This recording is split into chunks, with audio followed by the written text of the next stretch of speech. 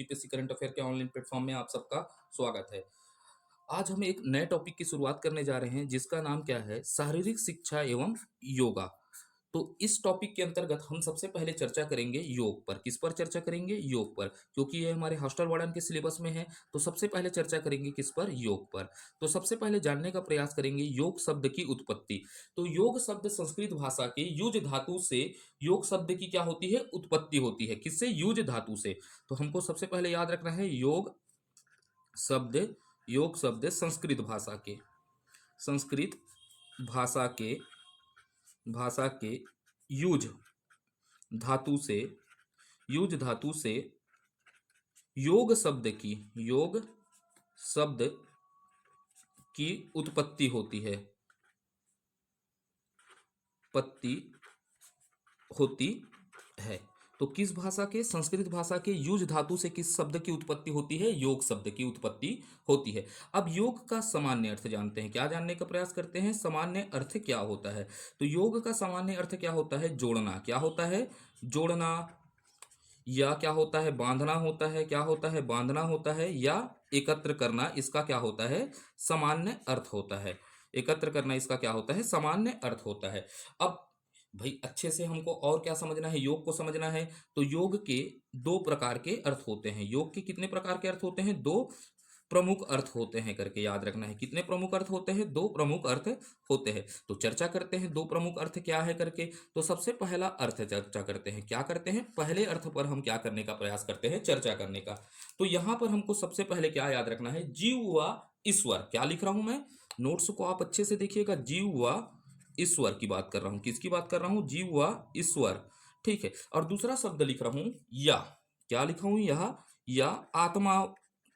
आत्मा व परमात्मा की बात कर रहा हूं। किसकी? आत्मा व परमात्मा। ठीक है। तो पहला शब्द क्या है? जीव व ईश्वर। या क्या बोल रहा हूं? आत्मा व परमात्मा का मिलना।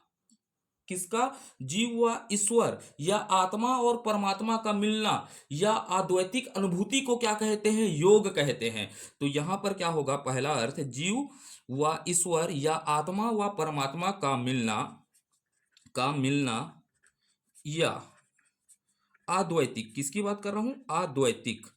अद्वैतिक अनुभूति को। किसको? अनुभूति को ही क्या कहा जाता है? योग कहा जाता है। योग कहा जाता है। तो ये आपके जहन में बस गया।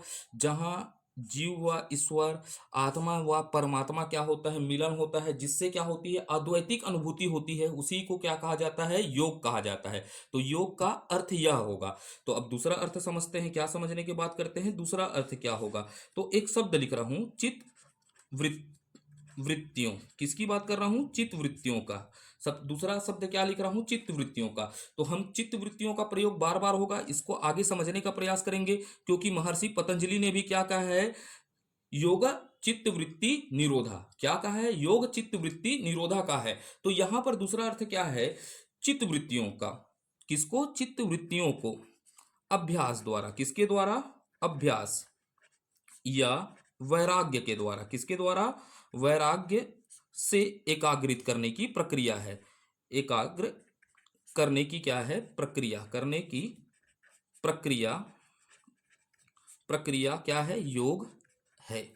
तो यहां पर दूसरा अर्थ क्या होता है? चित्त वृत्तियों को अभ्यास अर्थात क्या होता है? निरंतर प्रयास के या वैराग्य के द्वारा। किसके द्वारा? वैराग्य के द्वारा एकाग्र करने की प्रक्रिया क्या कहलाती है? योग कहलाती है। तो इसका दो अर्थ आपको समझ में आया होगा। ठीक है। अब समझना पड़ेगा हमको चित्त वृत्तियों को। किसको समझना पड़ेगा? चित्त वृत्तियों को। क्योंकि महर्षि पतंजलि ने क्या कहा है? योग को कहा है योग चित्त वृत्ति निरोधा का है। तो आगे हमको फंसे मत करके हम सबसे पहले क्या समझेंगे? चित्त वृत्ति पर चर्चा करेंगे। किस पर चर्चा करेंगे? चित्त वृत्ति पर।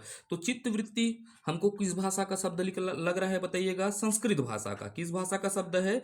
संस्कृत भाषा का शब्द है। सबसे पहले हमको याद रखना है चित्त वृत्ति किस भाषा का शब्द है? संस्कृत भाषा का। तो ये दो शब्दों से मिलकर बना है चित्त, और एक क्या होगा? वृत्ति। तो सबसे पहले समझते हैं चित्त क्या है करके। किसकी बात करते हैं? चित्त। फिर अब आगे चर्चा करेंगे, वृत्तियों पर चर्चा करेंगे। ठीक है। तो चित्त क्या होता है? मन, बुद्धि, अहंकार का समन्वय को क्या कहते हैं? चित्त कहते हैं। क्या कहते हैं? चित्त कहते हैं।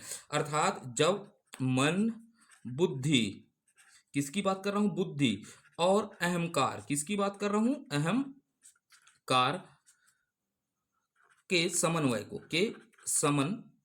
को क्या कहा जाता है, को क्या कहते हैं, चित्त कहते हैं। तो चित्त क्या है, मन बुद्धि अहंकार के समन्वय को क्या कहते हैं, चित्त कहते हैं। या इसका अर्थ और निकलता है, एक अर्थ क्या निकलता है बताइएगा, चेतना। क्या निकलता है, चेतना एवं स्मृति कहते हैं इसको, अन्य तौर पर क्या कहते हैं, चेतना या स्मृति। तो चित्त क्या है, मन बुद्धि और अहंकार के समन्वय को क्या कहते हैं, चित्त कहते हैं। या इसका अर्थ क्या निकलता है, चेतना या स्मृति। अब इसी को क्या कहते हैं, अंतःकरण भी कहते हैं। इसी चित्त को क्या कहते हैं, अंतःकरण भी कहते हैं करके याद रखना है। इसी चित्त को, इसी को क्या कहा जाता है, अंतःकरण भी कहा जाता है। क्योंकि भाई मन बुद्धि अहंकार किसमें रहता है, अंदर रहता है, आदमी के क्या होता है, अंदर रहता है। तो इसे क्या कहा जाता है, अंतःकरण भी कहते हैं। क्या कहते हैं, अंतःकरण भी कहते हैं। तो ये क्लियर हुआ, ठीक है, इसे अंतःकरण भी कहते हैं। और वैदिक मंत्रों में, किसमें, वैदिक मंत्रों में चित्त की असीम शक्तियों का क्या किया गया है, वर्णन किया गया है। तो चित्त क्या है, चित्त के अंतर्गत असीम शक्तियां हैं करके किसमें बताया गया है, वैदिक मंत्रों में बताया गया है। तो इसके अंतर्गत हम एक पॉइंट और लिख लेते हैं, वैदिक मंत्रों में, किसमें, वैदिक मंत्रों में भी चित्त की असीम असीम शक्तियों का, किसका, शक्तियों का वर्णन किया गया है। क्या किया गया है, वर्णन किया गया है, असीम शक्तियों का वर्णन किया गया है। तो ये हमारा अगला पॉइंट हुआ चित्त के बारे में। अब समझना है चित्त, किसकी बात करना है, चित्त पर। तो चित्त की, किसकी बात कर रहा हूं, चित्त की। तो चित्त क्या होता है, त्रिगुणी होता है। कैसे होता है, त्रिगुणात्मक होता है। तो प्रश्न पूछ दिया चित्त कितना गुणात्मक होता है, क्योंकि हमको अष्टांग योग भी पढ़ना पड़ेगा, योग है तो चित्त के कितने गुण होते हैं, तो चित्त के कितने गुण होते हैं, त्रिगुणात्मक होता है। कैसा होता है चित्त, त्रिगुणात्मक होता है। इसको आगे और चर्चा करेंगे जब हम अष्टांग योग की ओर क्या करेंगे, प्रवेश करेंगे। तो चित्त कितने गुणात्मक होता है, त्रिगुणात्मक होता है करके याद रखना है। कितना गुणात्मक, त्रिगुणात्मक होता है। तो पहला होता है सत्व, सत्व गुण क्या बोलते हैं, इसी को सत्व बोलते हैं, या इसी को क्या बोला जाता है, सत्व गुण कहा जाता है। सत्व गुण, सत्व गुण कैसे होता है, प्रकाशशील होता है। इस पर मैं आगे चर्चा करूंगा, लेकिन अभी थोड़ा सा हमको परिभाषा समझना है महर्षि पतंजलि का। तो इसीलिए हम चित्त पर भी चर्चा कर लेते हैं। तो यहां से प्रश्न पूछेगा चित्त के कितने गुण होते हैं, तीन गुण होते हैं। तो सबसे पहले कौन सा हो जाएगा, सत्व गुण। तो इसी को क्या कहा जाता है, प्रकाशशील गुण कहा जाता है। क्या कहा जाता है, प्रकाशशील। जिस व्यक्ति में क्या होता है, सत्व गुण की प्रधानता होता है, व्यक्ति कैसा होगा, प्रकाशशील होगा। उसके बाद दूसरा होता है रज। क्या होता है, रज। इसी को क्या कहा जाता है, रजो गुण कहा जाता है। क्या कहा जाता है, रजोगुण। और रजोगुण का मतलब होगा क्रियाशील। क्या होगा, क्रियाशील होगा। ठीक है, क्रियाशील होता है। उसके बाद होता है, एक होता है तमोगुण। कौन सा गुण होता है, तमोगुण। और तमोगुण का मतलब क्या होता है, जड़ता। क्या होता है, जड़ता, अर्थात आलस्यता को ही कहते हैं तमोगुण। जिस व्यक्ति में तमोगुण होता है वह लिद्रा टाइप से होता है, अब मेरे भाषा में और आपके भाषा में, सामान्य भाषा में। तो चित्त के कितने गुण होते हैं, त्रिगुणात्मक होते हैं। पहला होता है सत्व, रजोगुण, और क्या होता है, तमोगुण। अब समझ लेते हैं यहां से और थोड़ा सा क्या पूछा, चित्त के क्या होती है, कितनी अवस्था होती है करके प्रश्न पूछ दिया। तो यहां पर हम थोड़ा सा चर्चा कर लेते हैं चित्त की अवस्था। किस पर चर्चा कर लेते हैं, चित्त की अवस्थाएं। तो चित्त की कितनी अवस्थाएं होती है, पांच अवस्थाएं होती है। कितनी होती है, पांच अवस्था होती है। तो आपसे प्रश्न पूछ दिया चित्त की कितनी अवस्था होती है, तो हमको याद रखना है चित्त की पांच अवस्था होती है। पहला क्या होता है, क्षिप्त। क्या होता है, क्षिप्त होता है। दूसरा क्या होता है, मूढ़। क्या होता है, मूढ़ अवस्था। क्या बोलते हैं, मूढ़ अवस्था। उसके बाद क्या होता है, विक्षिप्त होता है। क्या होता है, विक्षिप्त होता है। ठीक है, चित्त की कितनी अवस्था होती है, पांच अवस्था। पहला क्षिप्त, फिर क्या हो गया, मूढ़, मूढ़ के बाद हो गया विक्षिप्त, विक्षिप्त के बाद क्या होता है, एकाग्र। क्या होता है, एकाग्र। उसके बाद होता है निरोध अवस्था। कौन सा, निरोध अवस्था होता है। तो इन पर आगे और चर्चा करेंगे, थोड़ा थोड़ा चर्चा करेंगे, क्योंकि हमको ज्यादा नहीं पढ़ना है, सिलेबस के अकॉर्डिंग पढ़ना है। तो आपसे पूछेगा चित्त की कितनी अवस्था होती है, तो आप बताइएगा पांच अवस्था। कोई चार अवस्था दे दिया, तीन अवस्था दे दिया, एक अलग दे दिया। तो आपको प्रश्न पूछ दिया इनमें से कौन सी चित्त की अवस्था नहीं है, तो हमको क्या याद रखना है, चित्त की पांच अवस्था होती है। पहला होगा विक्षिप्त, उसके बाद क्या हो गया, मूढ़, मूढ़ के बाद क्या हो गया, पहला हो गया क्षिप्त, क्षिप्त के बाद क्या हो गया, मूढ़, मूढ़ के बाद क्या हो गया, विक्षिप्त, विक्षिप्त के बाद क्या हो गया, एकाग्र, एकाग्र के बाद क्या हो गया, निरोधा अवस्था। पांचवा कौन सा हो गया, निरोधा अवस्था हो गया। तो ये हो गया चित्त की अवस्थाएं। अब समझते हैं वृत्त का अर्थ। चित्त वृत्त को समझना है, तो अगला पॉइंट क्या समझते हैं, वृत्त का अर्थ क्या होता है। क्या होता है, वृत्त का अर्थ क्या होता है, वृत्त का अर्थ क्या होता है, तरंगे। क्या होता है, तरंगे होता है। वृत्त का अर्थ क्या होता है? तरंगे होता है। तो अब यहां पर महर्षि पतंजलि ने, किसने? पतंजलि ने जली के अनुसार, किसके अनुसार? पतंजलि के अनुसार वृत्त 5 प्रकार के होते हैं। कितने प्रकार के होते हैं? 5 प्रकार की होती है। कितने प्रकार की होती है? 5 प्रकार की होती है। इसको भी याद रखना है। तो वृत्त कितने प्रकार की होती है करके याद रखना है, 5 प्रकार की होती है। पहला होता है वृत्त, तो पहला वृत्त आपको याद रखना है प्रमाण। किसकी बात कर रहा है? प्रमाण। प्रमाण का मतलब क्या होता है? सही ज्ञान। ठीक है, आपको प्रत्यक्ष को प्रमाण की जरूरत नहीं पड़ेंगे चार्वाक दर्शनों में, आगे दर्शन पढ़ेंगे तब। तो हमारे सिलेबस में नहीं है, जब आप मेंस की तैयारी करवाएंगे तो उसमें चर्चा करूंगा। पहला क्या हो गया? प्रमाण। प्रमाण का मतलब क्या होता है? सही ज्ञान होता है। उसके बाद होता है विपर्याय। क्या होता है? विपर्याय। विपर्याय का मतलब क्या होता है? भ्रम। ठीक है, वृत्त का मतलब क्या होता है? वृत्त में कितनी प्रकार होते हैं? 5। पहला हो गया प्रमाण, दूसरा हो गया विपर्याय। विपर्याय का मतलब क्या हो गया? भ्रम हो गया। उसके बाद होता है विकल्प। किसकी बात कर रहा हूं? विकल्प। विकल्प का मतलब होता है संकल्पना। किसकी बात करता है? विकल्प का अर्थ क्या होता है? संकल्पना। तो पहला हो गया प्रमाण, विपर्याय, उसके बाद क्या हो गया? विकल्प हो गया। उसके बाद क्या होता है? निंद्रा। क्या होता है? निंद्रा। निंद्रा का मतलब क्या होता है? नींद होता है। तो वृत्त की 5 प्रकार होते हैं। तो पहला कौन सा हो गया? प्रमाण, विपर्याय, विकल्प, निंद्रा।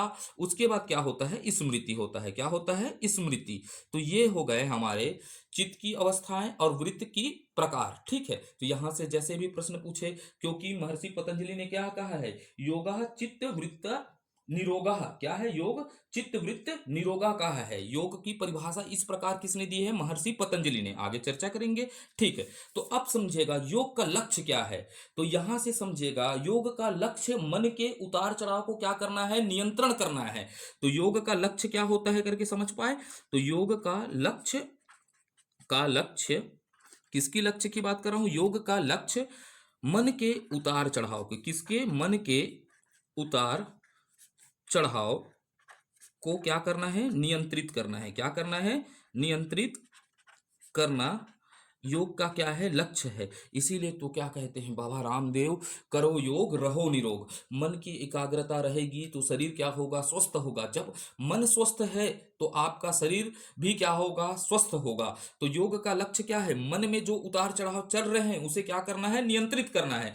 आप समझते हैं? परिभाषाओं पर चर्चा करते हैं। किसके अनुसार? महर्षि पतंजलि के अनुसार। किसके अनुसार? पतंजलि के अनुसार क्या करते हैं? चर्चा करते हैं परिभाषा पर।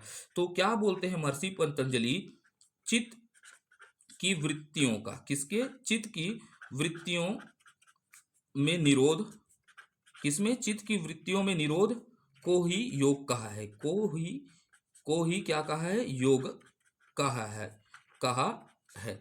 या इसी को कहते हैं योगा योगस्य चित्त वृत्ति निरोधा। इसी को क्या कहते हैं? योगस्य चित्त वृत्ति निरोधा का है। योगस्य चित्त वृत्ति निरोधा का है। अर्थात चित्त की वृत्तियों में निरोध को क्या कहते हैं?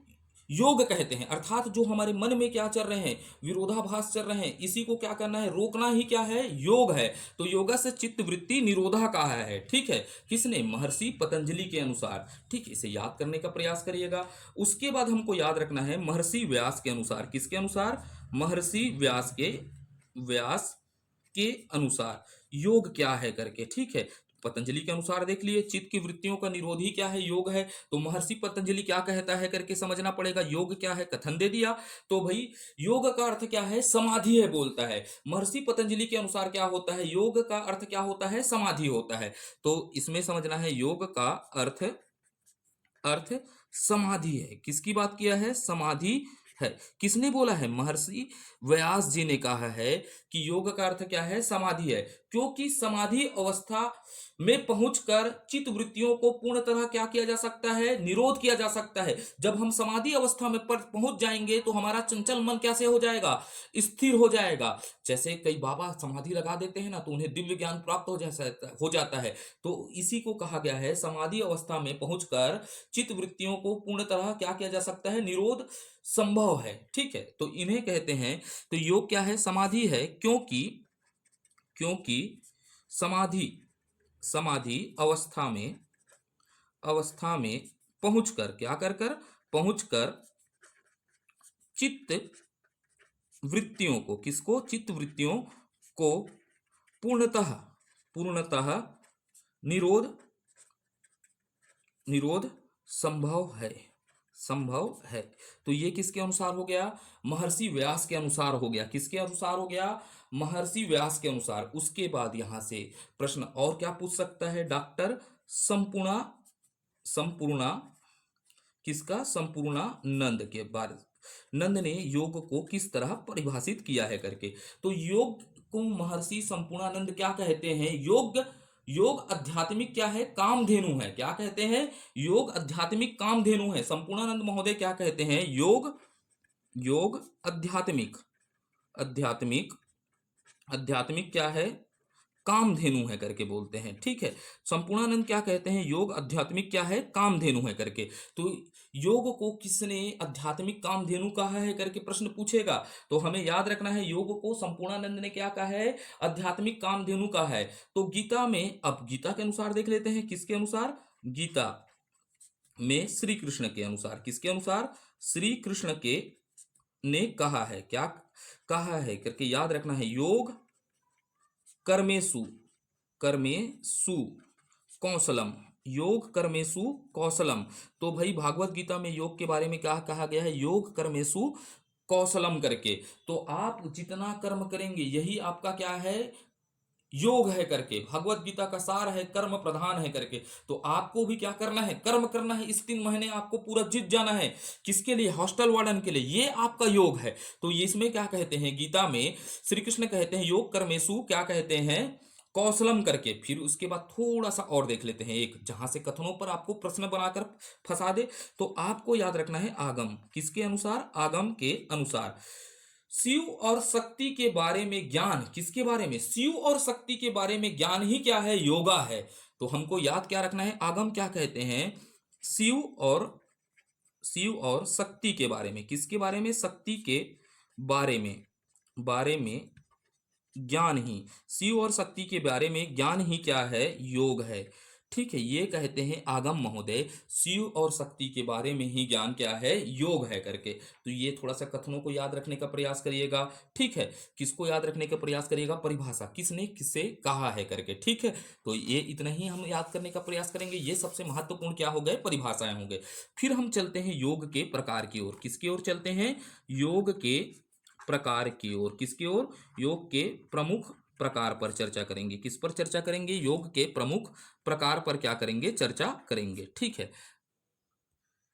तो योग के प्रकार में हम देखते हैं किन प्रकार के योग होते हैं। तो सबसे पहले हमको याद रखना है दत्त्रय। किसकी बात कर रहा हूं, दत्त्रय योग शास्त्र। किसके अनुसार, दत्त्रय योग शास्त्र या वा योगराज। किसकी बात कर रहा हूं, योगराज उपनिषद उपनिषद में। दत्त्रय योग शास्त्र या योग राज उपनिषद में योग के, किसके, योग के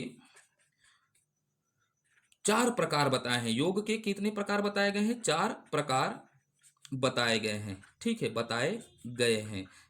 तो प्रश्न पूछेगा योग के कितने प्रकार बताए गए हैं, तो 4 प्रकार बताए गए हैं। किसमें, दत्त्रय योग शास्त्र या योग राज उपनिषद में। किसमें, दत्त्रय योग शास्त्र या योग राज उपनिषद में योग के कितने प्रकार बताए गए हैं, 4 प्रकार बताए गए हैं। तो पहला योग क्या होगा, तो पहला योग होगा मंत्र योग। कौन सा योग, मंत्र योग। मंत्र योग के बाद दूसरा कौन सा होगा, हठ योग। कौन सा होगा, हठ योग। हठ योग के बाद तीसरा कौन सा होगा, राजयोग। कौन सा योग होगा, राजयोग होगा। उसके बाद चौथा क्या होगा, लय योग होगा। क्या होगा, लय होगा। तो योग के कितने प्रकार होंगे, 4 होंगे। ये किसके अनुसार, दत्त्रय योग शास्त्र या योगराज उपनिषद के अनुसार प्रश्न पूछे गए हैं बीपीएड के पेपरों में, क्योंकि ये सिलेबस वहीं रहता है बीपीएड वाले लोगों के लिए में। ठीक है, तो दत्त्रय योग शास्त्र के अनुसार योग के कितने प्रकार हैं, योगराज उपनिषद के अनुसार कितने प्रकार है, 4 प्रकार है। पहला कौन सा, याद रखिएगा, मंत्र योग, हठ योग, राजयोग, लय योग। तो अब समझते हैं एक एक योग को, थोड़ा थोड़ा समझेंगे। ठीक है, मंत्र योग क्या है करके समझते हैं। किसकी योग, मंत्र योग पर चर्चा करते हैं। किस पर, मंत्र योग पर चर्चा करते हैं। तो मंत्र योग क्या होता है, मात्रिकारिक युक्त मंत्र। कौन से बात कर रहा हूं, मात्रिकारिक युग मंत्र को एक लिख देता हूं। मंत्र योग के अंतर्गत क्या होता है, मात्रिकारिक कारी युक्त युक्त मंत्र को, किसको, मात्रिकारिक युक्त मंत्र को यहां पर मंत्र योग के अंतर्गत मातृकारी युग मंत्र को 12 वर्ष कब तक, 12 वर्ष तक की अवधि में, 12 वर्ष तक विधि के अनुसार, ठीक, ये मातृकारक मंत्र होगा। कौन सा कारक मंत्र होगा? मातृकारक मंत्र को 12 वर्ष तक विधि के अनुसार, किसके अनुसार? विधि के अनुसार जाप करने से, क्या करने से?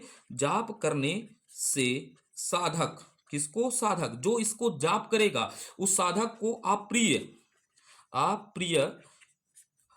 सिद्धि, किसकी? अप्रिय सिद्धि या प्रिय सिद्धि की क्या होगी? प्राप्ति होती है। किसकी प्राप्ति होती है? सिद्धि की क्या होती है? प्राप्ति हो जाती है। ठीक है, तो आप भी अभी क्या कर रहे हैं? मातृकारी युक्त मंत्र की तैयारी कर रहे हैं। किसके लिए? हॉस्टल वार्डन की। तो आपको क्या प्राप्ति होगी? सिद्धि की प्राप्ति होगी। सिद्धि की प्राप्ति कैसे होगी? तो आप क्या प्राप्त बन जाएंगे? हॉस्टल वार्डन प्राप्त बन जाएंगे। तो वही आपकी क्या होगी? मुक्ति की क्या होती है? यहीं से आपको क्या प्राप्त हो जाएगी? मुक्ति की प्राप्ति होगी या नहीं होगी? जो हॉस्टल वार्डन कर रहे हैं, जिसकी महत्वाकांक्षा आगे है, सीजीपीएफसी है, उनके लिए मुक्ति नहीं है, लेकिन हॉस्टल वार्डन के लिए आपको क्या याद करना पड़ेगा? अभी मंत्रकारी योग करना पड़ेगा। और मंत्रकारी योग में भी आपके किताब क्या हो जाएंगे? मातृकारी युक्त यंत्र मंत्र हो जाएंगे, जिसे आपको यहाँ पर 12 वर्ष विधि अनुसार क्या करना पड़ता है? जाप करना है। हमारे पास, आपके पास 3 महीना है। 3 महीना आप इन मंत्रों का क्या करेंगे? हॉस्टल वार्डन के मंत्रों का जाप करेंगे, तो आपको क्या प्राप्ति होगी? सिद्धि प्राप्ति होगी। वैसी मंत्र योग क्या कहता है? मातृकारी युक्त मंत्रों को 12 वर्ष तक विधि अनुसार क्या करेंगे? आप क्या करते हैं? जाप करते हैं, तो आपको क्या प्राप्ति होगी? सिद्धि की प्राप्ति होगी। और सिद्धि से आपको क्या प्राप्त होता है? मुक्ति की प्राप्ति होती है। ठीक है, तो मंत्र योग को कितने वर्षों तक करना पड़ता है? 12 वर्षों तक। तब भाई, तभी तो ऋषि मुनि बनते हैं, साधु संत। ठीक है, नहीं बनना है आप लोगों को, अभी आपको हॉस्टल वार्डन बनना है। उसके बाद हम थोड़ा सा चर्चा कर लेते हैं हठ योग पर। किस पर? हठ योग। ठीक है, किस पर चर्चा कर लेते हैं? हठ योग। तो इस योग में, किसमें? हठ योग में। किसमें? हठ योग की बात कर रहा हूं ना। तो ये ऊपर चले गया, नहीं दिख रहा था क्या? हाँ ठीक। हठ योग में क्या होता है? विभिन्न प्रकार के मुद्राओं, आसनों, प्राणायाम, बंधनों से शरीर को क्या किया जाता है? निर्मल बनाया जाता है, जिससे क्या हो सके? मन एकाग्र हो सके। तो इस योग में इसको आपको करना है ना। इस योग में विभिन्न, क्या बोल रहा हूं? विभिन्न मुद्राओं में। किसमें? मुद्राओं, आसनों, किसकी बात करूंगा? मुद्राओं, आसनों, प्राणायाम। ठीक है, उसके बाद होता है बंधन। इसको मैं आगे चर्चा करूंगा। बंधनों के द्वारा, किसके द्वारा? ठीक है, मुद्राओं, आसनों, प्राणायाम, बंधन के द्वारा किसको? शरीर को निर्मल बनाया जाता है। निर्मल बनाया जाता है। इससे क्या किया जाता है? शरीर को निर्मल बनाया जाता है। और शरीर निर्मल है आपका, तो मन क्या रहेगा? एकाग्र होता है। इससे क्या होता है? मन एकाग्र होता है करके याद रखना है। क्या होता है? एकाग्र हो जाता है। ठीक है, मन को एकाग्र करना है तो आपको क्या करना है? हठ योग करना है। बिल्कुल, आप हठ योग करना क्या कर दीजिएगा? चालू कर दीजिएगा। उसके बाद याद रखना है राजयोग। किसकी बात करेंगे? राजयोग। थोड़ा ये जटिल है। क्या है? थोड़ा ये जटिल है, इसको समझना है ना। ठीक है, राजयोग। तो इस योग में क्या बोल रहा हूं? इस योग में, ये राजयोग में के अंतर्गत की बात कर रहा हूं। किसकी बात कर रहा हूं? राजयोग के अंतर्गत यम नियम। किसकी? यम नियम। अब इसको थोड़ा समझ लीजिएगा। राजयोग में क्या होता है? एक यम नियम है। क्या है? यम नियम है। जब अष्टांग योग पढ़ाऊंगा तो आप समझ पाएंगे। यम नियम आदि को, किसको? यम के नियम है आदि को के अभ्यास से, आदि के किससे? अभ्यास से चित्त को निर्मल करना। किसको? चित्त को। ठीक है, आप समझ पाए चित्त क्या है करके। ठीक है, चित्त को निर्मल करना। इसीलिए तो मैं पहले से पढ़ा दिया था चित्त क्या है करके। अब आप आगे समझ पाएंगे क्यों इसको पढ़ाया। तो राजयोग, इस योग के अंतर्गत यम के नियम के अभ्यास से चित्त को क्या करना है? निर्मल करना है। वह जैसे ही आप किसको कर दोगे भाई? चित्त को क्या कर दोगे? निर्मल करोगे। चित्त का मतलब क्या होगा? मन हो गया। मन को निर्मल करोगे तो आपको क्या होगा? ज्योतिर्मय। क्या होगा? ज्योतिर्मय आत्मा का साक्षात्कार होगा। ज्योतिर्मय आत्मा का क्या होता है? साक्षात्कार होता है। तो प्रश्न आपसे पूछ सकता है, ज्योतिर्मय आत्मा का साक्षात किस योग से होता है? तो इसका उद्देश्य क्या होता है? ज्योतिर्मय आत्मा का साक्षात करना आता है। ठीक है, आता है करके समझेगा। तो राजयोग क्या है? इस योग के अंतर्गत यम के नियम आदि के अभ्यास से चित्त को क्या किया जाता है? क्या किया जाता है? निर्मल किया जाता है। क्या किया जाता है? निर्मल करना है। एवं ज्योति ज्योतिर्मय आत्मा का क्या करना है, साक्षात्कार करना आता है इसके अंतर्गत। ठीक है, अब ये हो गया हमारा राजयोग। तो ज्योतिर्मय आत्मा का साक्षात्कार कैसे होगा समझिएगा, आपको राजयोग से होगा। किससे होगा, राजयोग होगा। जैसे वो लोग करवाते हैं ओम शांति वाले लोग राजयोग, तो आप वहां भी जाकर क्या कर सकते हैं, ज्योतिर्मय आत्मा का साक्षात्कार कर सकते हैं। लेकिन अभी नहीं, 3 महीना आपको क्या नहीं करना है, किसी प्रकार के योगाओं पर ज्यादा ध्यान नहीं देना है। उसके बाद देखना है लय योग। ठीक है, क्या देखना है, लय योग। लेकिन शारीरिक मनोदशा को बनाए रखने के लिए थोड़ा सा एक्सरसाइज करना है ना। ठीक है, अब ये लय योग क्या होता है, तो इस क्रिया के अंतर्गत, इस योग के अंतर्गत हमको दैनिक कार्य करते हुए, हम एकदम मस्त तरीके से क्या कर रहे हैं, दैनिक कार्य कर रहे हैं, लेकिन इसके साथ क्या कर रहे हैं, ईश्वर का सदैव क्या कर रहे हैं, ध्यान करना है। इसलिए इसे क्या कहा जाता है, लय योग। भैया आप काम कर रहे हो, ठीक है, बर्तन धो रहे हो, भाड़ा धो रहे हो, उसी समय आपको क्या करना है, अन्य कार्य को तो करते रहना है, लेकिन ईश्वर का भी ध्यान लगाना है, जपते रहना है, ईश्वर हे ईश्वर हे ईश्वर। इसी को क्या कहा जाता है, लय योग कहा जाता है। ठीक है, तो इस योग में दैनिक कार्यों के साथ, दैनिक क्रियाओं के साथ, क्रियाओं को करते हुए, दैनिक क्रियाओं को करते हुए ईश्वर, किसकी, ईश्वर का सदैव सदैव ध्यान करना है, करना है। इसलिए इसे क्या कहते हैं, इसलिए इसे लय योग कहते हैं, इसे लय। क्योंकि भाई लय के साथ आपको करते रहना है, ईश्वर का ध्यान करते रहना है। ये क्या हो जाता है, हमारे दादा दादी के लिए अच्छा है, दादा दादी नाना नानियों के लिए, कि भाई आप अब ईश्वर में मन लगाइए, दैनिक क्रिया करिए और जय जय भोलेनाथ करते रहिए। तो इसी कारण इसे क्या कहा जाता है, लय योग कहा जाता है। कौन सा योग कहा जाता है, लय योग। अब थोड़ा बहुत अन्य योगों को देख लेते हैं। ठीक है, क्या देख लेते हैं, अन्य योगों पर चर्चा कर लेते हैं। कहीं पूछ दिया तो ठीक है, हमको तैयारी बहुत गहनता से करना है। मेरा हमेशा तरीका रहा है कि मैं एक ही बार तैयारी करने के लिए बोलता हूँ, क्योंकि हमको फाइनल क्या करना है, इस बार हॉस्टल वार्डन बनना है। जो हमारे प्लेटफॉर्म से देख रहे हैं, ठीक है, उनके लिए एक अच्छा सा कंटेंट दे पाए, ये मेरा प्रयास है। ठीक है, तो यहाँ से देखते हैं, अन्य योग पर चर्चा करते हैं। तो अन्य योग में क्या हो जाएगा, कर्म योग हो जाएगा। कौन सा योग हो जाएगा, कर्म योग होगा। तो कर्म योग क्या होता है, कर्म का मतलब क्या होता है, सर्व सर्व कल्याण हेतु। ठीक है, कल्याण की भावना से क्या करना, कर्म करना ही क्या कहलाता है, कर्म योग कहलाता है। अर्थात सर्व कल्याण हेतु असक्त भाव से, अनासक्त भाव से, किससे बोल रहा हूं, सर्व कल्याण, अभी सभी के कल्याण हेतु, किसके, सभी के कल्याण हेतु अनासक्त भाव से, क्या है, अनासक्त भाव से क्या करना, कर्म करना।